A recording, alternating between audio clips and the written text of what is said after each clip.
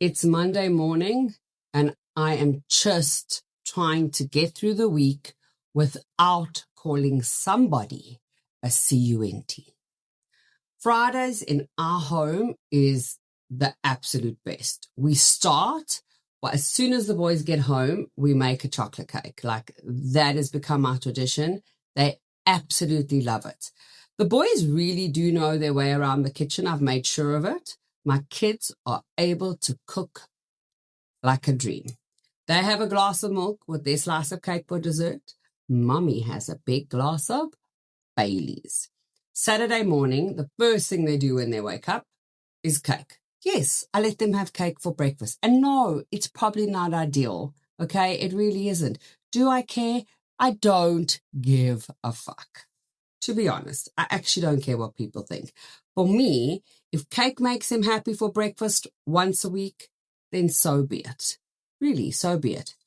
But this past weekend, while I was packing away the baking dishes and scratching around in that one kitchen drawer, you know, that drawer that's got like all that stuff in it, you know, we've only been in this house for 3 years and it's already filled with medicine spoons and menus and like old chopsticks, random sauces. I mean, why? Why would you even keep an old sauce packet?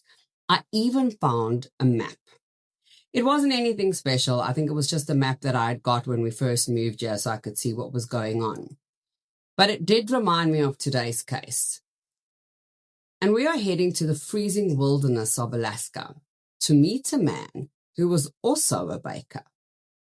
To his neighbors, Robert Hansen was a quiet man who made the best sourdough in Anchorage. But Robert had a map hidden in his headboard. It didn't have school routes or local shops on it. It had X's, 17 of them. This is the story of the Ledger of the Lost Souls. Hansen wasn't just a killer. He was a hunter who grew bored of animals. He started targeting women, mostly sex workers and dancers, because he felt like no one would miss them.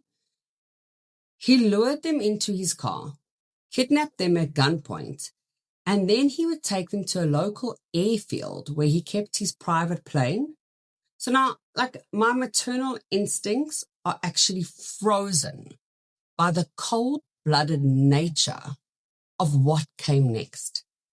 He would fly these terrified women out to the remote Knik River Valley, miles from any road, any help, or any hope.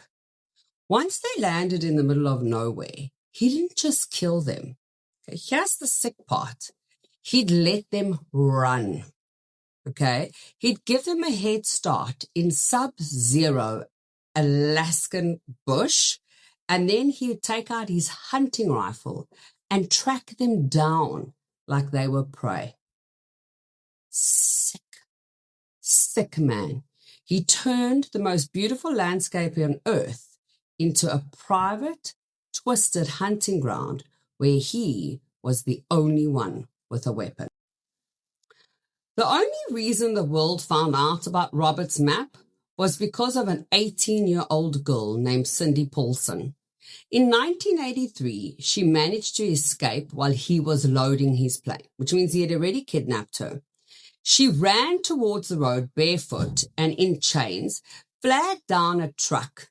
But even then, because Robert was a respected businessman and Cindy was a working girl, the police almost didn't believe her.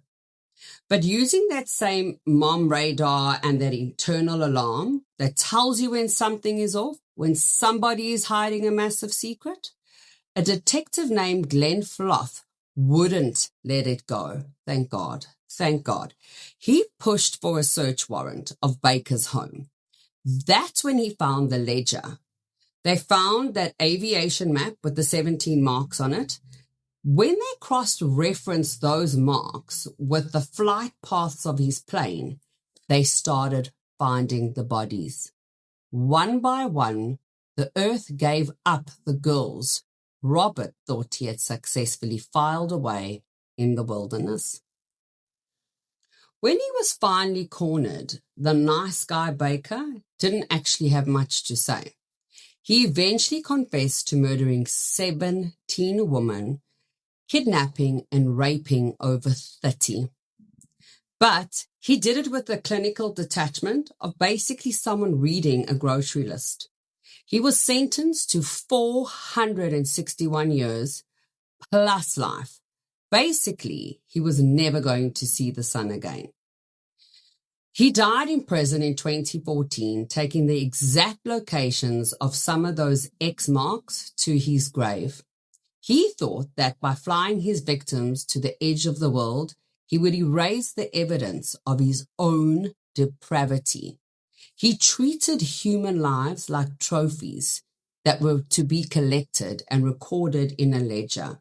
But in the end, it was his own meticulous record keeping that acted as the evidence to bury him. So Robert Hansen proved that you can be the most harmless man in the neighborhood and still have a graveyard in a ledger book.